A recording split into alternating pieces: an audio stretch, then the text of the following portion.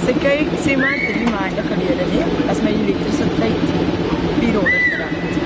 As ek nou kyk, waar ek nou is ek nou by R700. En dit vat aan my sak.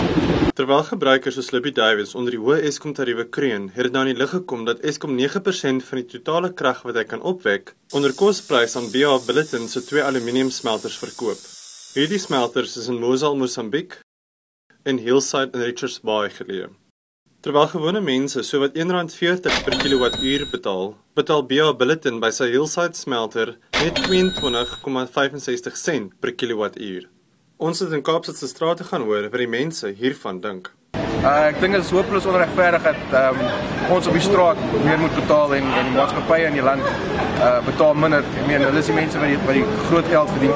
It's not fair because at the moment with everything going up, the petrol and everything, it's going to be, the consequences is going to be disastrous. Ek dink dit is baie onregverdig dat ons as die publiek so baie betaal en die company betaal so min. I just say it's plain wrong. Everything goes up, the pay doesn't go up, and yet we subsidizing others.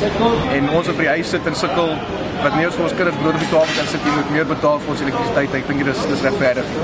Hulle wat geld maak betaal min, maar ons wat maar beskrale salaris lewe moet so klomp betaal vir elektrisiteit, maar wat kan ons doen? Ons moet dit maar betaal want ons het almal krag nodig.